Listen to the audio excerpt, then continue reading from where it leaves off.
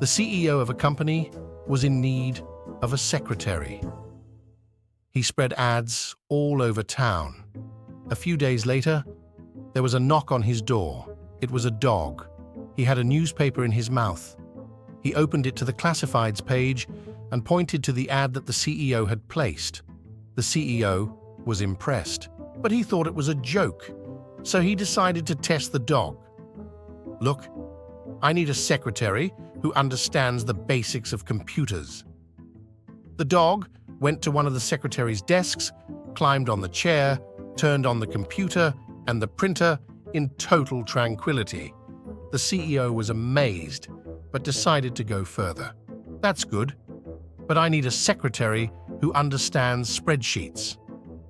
The dog quickly opened Excel, scanned rows and columns of data, and then used pivot tables to create dashboards of charts. The astonished CEO desperately followed. "Well, that's really fantastic, but my secretary must be bilingual." The dog replied, "Meow." Two fellas are walking in the woods one day when they come upon a gigantic hole so big and deep that they can't see the bottom of it. Naturally, their curiosity gets the best of them, and they start looking for things to throw in the hole. They find sticks and rocks and throw them in, but never hear anything hit the bottom of the hole. Eventually, they find an old railroad tie and figure they'll definitely hear that hit the bottom, so they lug it over and throw it in. A few seconds pass, but they still don't hear it hit the bottom. They shrug and start to walk away, when all of a sudden, a cow comes charging through the woods at them and jumps into the hole. "That was crazy," they say to each other as they're walking out of the woods. A farmer is walking into the woods at the same time and greets them. The guys tell the farmer about the hole they found. The farmer asks if the guys have seen his cow. They say, "As a matter of fact, we saw a cow come sprinting through the woods and jump into that hole." The farmer shakes his head and says, Well, that couldn't have been my cow. My cow was tied to a railroad tie."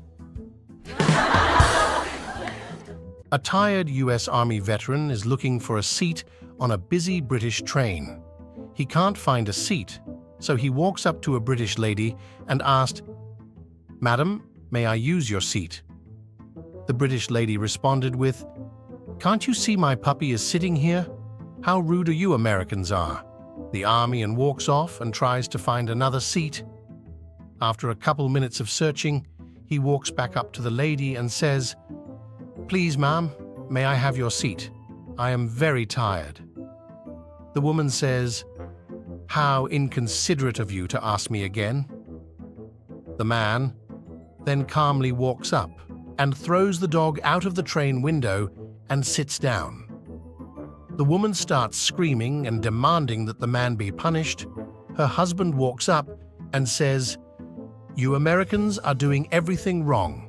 You drive on the wrong side of the road, you use the wrong utensils to eat, and now you've thrown the wrong bitch out of the window."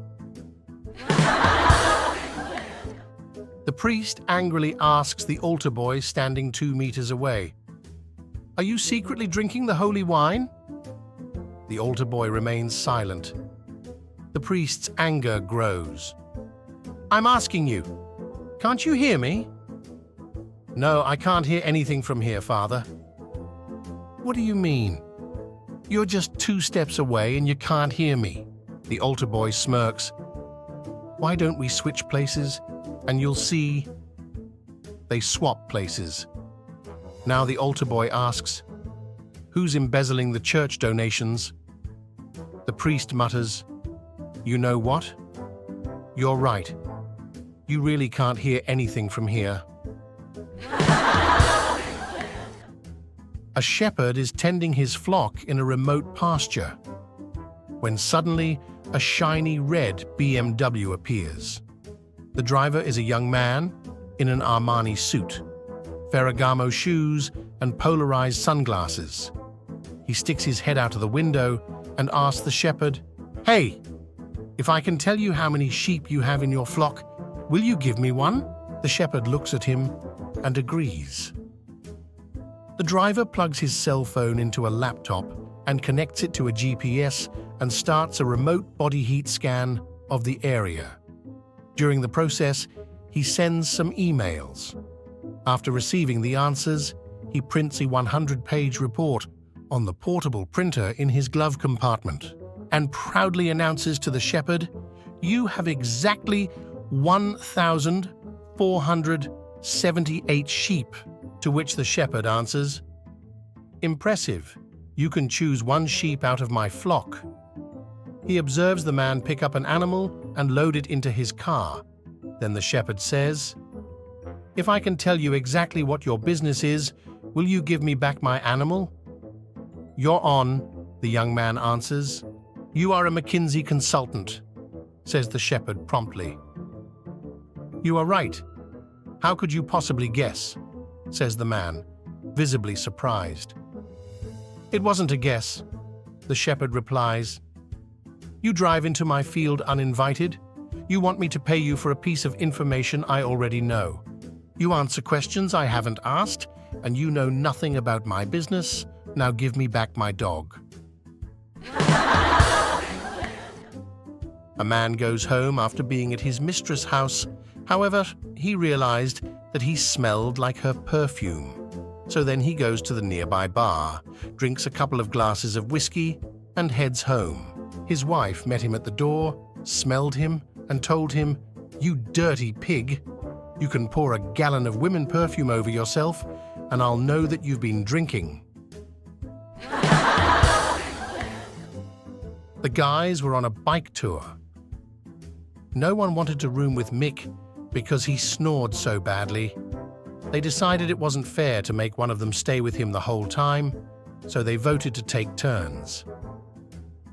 The first guy slept with Mick and comes to breakfast the next morning with his hair a mess and his eyes all bloodshot. They said, "Man, what happened to you?"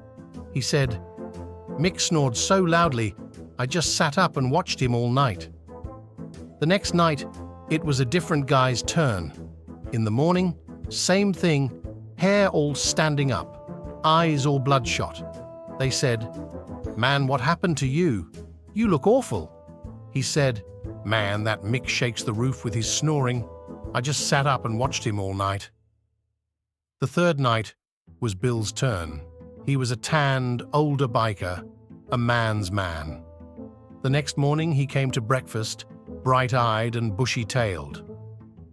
"Good morning," he said. They couldn't believe it. They said, "Man, what happened?" He said, "Well, we got ready for bed. I went and tucked Mick in, patted him on the arse and kissed him good night. Mick sat up and watched me all night." A gorilla passed away at the zoo right before it opens for the day. It was the only gorilla in the zoo since they were a very profitable creature. The gorilla was very popular, and the zoo couldn't afford to open without it.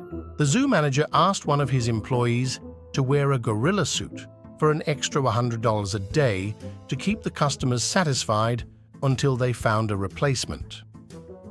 The employee agreed and quickly took his place in the enclosure. Once the zoo opened, the crowd loved the gorilla even more. People from all over came to see it. However, a few weeks go by and the dazzle fizzles out. So to gain back interest, he climbs up the bars of the enclosure and hangs above the lion's cage, swinging around and doing stunts. The people stared in awe and shock as the spectacle continued. Suddenly, the man's grip fails, and he falls into the lion's cage.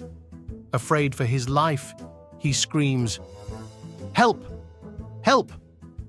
A lion sneaks up from behind him and pounces on him, whispering in his ear, "Shut the fuck up, or you're gonna get both of us fired." Bill and Hillary are fast asleep in the first bedroom when Hillary wakes and starts shaking Bill. Bill groggily opens his eyes and says, "Honey, it's 3 a.m. What do you want?"